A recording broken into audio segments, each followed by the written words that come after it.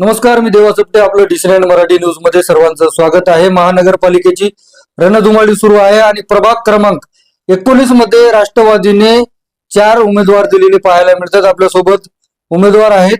काय सांगसाल, नागरिकांमध्ये जात आहे, काय काय प्रश्न आहेत प्रभागातले, कशा प्रकारे सोडवणार आहात तुम्ही? सर्वप्रथम मी महाराष्ट्र राज्याचे उपमुख्यमंत्री तथा राष्ट्रवादी काँग्रेस पक्षाचे राष्ट्रीय अध्यक्ष अजितजी पवार साहेब, तसेच नांदेड जिल्ह्यातील राष्ट्रवादी काँग्रेस पक्षाचे सर्वेसर्वा तथा लोहा कंधार विधानसभेचे आमदार प्रतापरावजी पाटील चिखलीकर साहेब, तसेच माजी आमदार मोहनअण्णा हंबर्डे साहेब, तसेच महानगराध्यक्ष ओमप्रकाशजी पोकरा साहेब यांचे सर्वप्रथम मी आभार मानतो की त्यांनी मला सर्वसामान्य कार्यकर्त्याला उमेदवारी दिल्याबद्दल. बरं, तुम्ही म्हणताय की सर्वसामान्य कार्यकर्त्याला उमेदवारी दिली, मग तुमच्या समोरचे जे काय आहेत ते बलाढ्य उमेदवार आहेत का?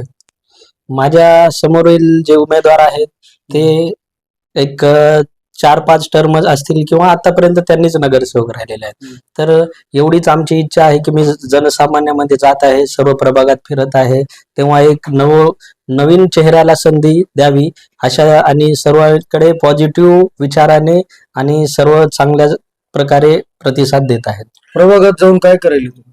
प्रभागात जाऊन सर्वांना आम्ही एकच सांगत आहोत की आम्ही चांगलं काही काम करू शकतो. पुढे चलून आम्हाला तुम्ही साथ द्या, आम्हाला निवडून द्या. निवडून दिल्याच्या नंतर तुमच्या सर्व इच्छा, आकांक्षा, तुमचा जो विकास राहिलेला आहे, जे काही तुमच्या गोष्टी आहेत ते तुमच्या पूर्ण करूत, आम्ही एवढे त्यांना आश्वासन देत आहोत. प्रभागामध्ये काय काय प्रश्न प्रलंबित आहेत?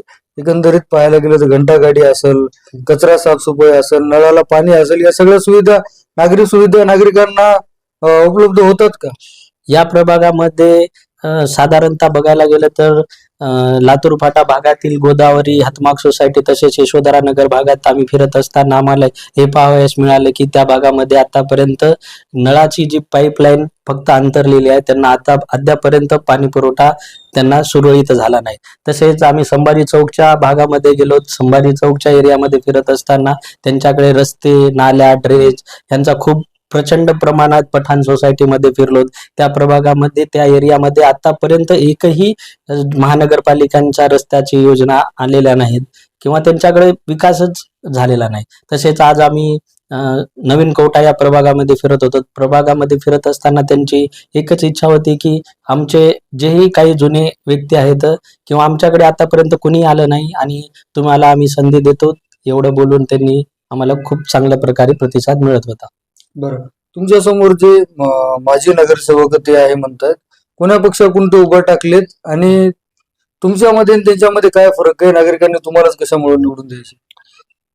माझ्या समोर जे नगरसेवक आहेत ते माझे नगरसेवक आहेत. त्यांनी 5-10 वर्ष झालं, 10-15, 3 टर्म 4 टर्म त्यांच्याच घरात नगरसेवक पद राहिलेलं आहे. त्यांनी त्यांनी त्यांच्याप्रमाणे जे काय ते काम केलेलं आहे. पण मी एवढंच सांगू शकतो की त्यांच्यापेक्षा मी अधिक चांगलं काम करू शकतो, कारण मला एक समाजकार्य करण्याची आवड आहे. तसेच मी गेले 10 वर्ष झालं मी प्रभागामध्ये, एरियामध्ये काम करतो. तसेच एका माझे नगरसेवकाचं मी काम केलेलं आहे. त्याच्यामुळे मला कोणत्या योजना आणि कशा प्रकारे विकास करायचा, कोणता निधी खेचून आणायचा, कोणत्या प्रकारे आणि भागातील समस्या ज्या आहेत, मूळ समस्या हे मी जाणून आहे. त्यामुळे या ज्याही प्रभागातील जेही समस्या असतील ते मी प्रामाणिकपणे सोडवण्याचा प्रयत्न करतो. काय वातावरण आहे आज प्रभागामध्ये? भाजपची सभा होणार आहे नांदेडमध्ये. आज प्रभागामध्ये आम्ही फिरत असताना आम्ही पाहिले की जे नवीन चेहऱ्यांना संधी देण्याची सर्वांची एक भावना आहे आणि आम्हाला चांगल्या प्रकारे प्रतिसाद मिळत आहे. आज सभा आहे, तुमच्या प्रभागातून भरपूर लोक सभेला गेले म्हणतात. कसे गेले ते लोक? आता ज्यांच्या त्यांच्या एरियातला आता त्यांचं आपण काय सांगू शकणार आहे, जे कसे गेले काय नाही ते. लोकांचा एवढा चांगला प्रतिसाद आहे भाजपला की लोक चाललेत. आता ते कसे चाललेत काय नाही ते तुम्हाला चांगल्याच प्रकारे माहिती आहे. बरं, मोठी गर्दी होणार आहे म्हणतात. हो, चांगल्या प्रकारे होईल ते तर काय, त्याच्यात काय नवीन.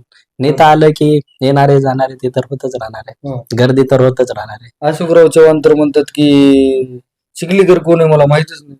नाही, चिखलीकर साहेबांबद्दल बोलायचं झालं तर चिखलीकर साहेब अशोकराव माहित नाही म्हणतायत मला चिखलीकर कोण आहे. त्यांना आपण तेवढ्या उंचीचे नेते नाहीत की अशोकराव चव्हाण साहेब असतील किंवा आपले चिखलीकर साहेब असतील. चिखलीकर साहेबाचं काम नाही का, त्यांना ओळखत नाही म्हणे ते. ते मी काय म्हणतोय की माझी काम आहे का नाही? नाही, त्यांच्या इतपत बोलायची आपली ऐपत नाही. त्यांच्यामुळे आपण अशोकराव चव्हाण साहेब असतील, प्रतापराव असतील किंवा इतर कोणत्या मोठ्या नेत्यावर बोलायची आपली ऐपत नसल्यामुळे त्यांच्याबद्दल काही बोलणं उचित नाही. बरं, आज सभा होणार आहे, त्या सभेमुळं तुमच्या प्रभागात जे भाजपचे उमेदवार आहेत त्यांची ताकद वाढेल असं वाटत नाही का तुम्हाला? नाही, अजिबात नाही. ते तर येत जात चालतच राहणारे, सभा येतात जातात. पण जे सध्याच्या कंडिशनला जे लोकांच्या मनामध्ये आणि जनतेच्या मनामध्ये एकच ठरलेलं आहे की जे काम करणारे आहेत त्यांना संधी द्यायची आहे. त्याच्यामुळं आम्ही त्यांना एक विश्वास पटवून देत आहोत की आम्ही तुमचं नक्की काम चांगल्या प्रकारे करू. त्यामुळे त्यांनी आम्हाला चांगला प्रतिसाद मिळत आहे. अशोकराव चव्हाण यांनी देवेंद्र फडणवीस यांना आणले. प्रताप पाटील चिखलीकर दादाला घेऊन येणार आहेत काय? नक्कीच त्या लेवलच्या त्यांनी काय प्रयत्न करतील. बरं, काय चर्चा वगैरे काही झाली का तुमची? काय दादाची सभा लागणार आहे का नांदेडमध्ये? चर्चा तर काही अजून नाही, परंतु नक्कीच साहेब मुंबईला गेलेले आहेत, काहीतरी पॉझिटिव्ह चर्चा होईल. बरं, नक्कीच. तर आपण पाहितलं असेल, हे होते राष्ट्रवादीचे उमेदवार. एकंदरीत पाहायला गेलं तर आज भाजपची सभा आहे आणि त्या सभेने राष्ट्रवादीच्या उमेदवारांना काय फटका बसणार का हे देखील पाहणं तितकंच महत्वाचं आहे. राष्ट्रवादीचे प्रताप पाटील चिखलीकर हे मुंबईला गेलेत असं देखील प्रतिक्रिया ऐकायला मिळते. आता अजितदादाची नांदेडमध्ये सभा लागणार का हे देखील पाहणं तितकंच महत्वाचं आहे. आणि येणाऱ्या काळामध्ये महानगरपालिकेवर कोणाचा झेंडा फडकल ते देखील पाहणं तितकंच महत्वाचं आहे. देवा चपटे, डिसिडेंट मराठी न्यूज, नांदेड.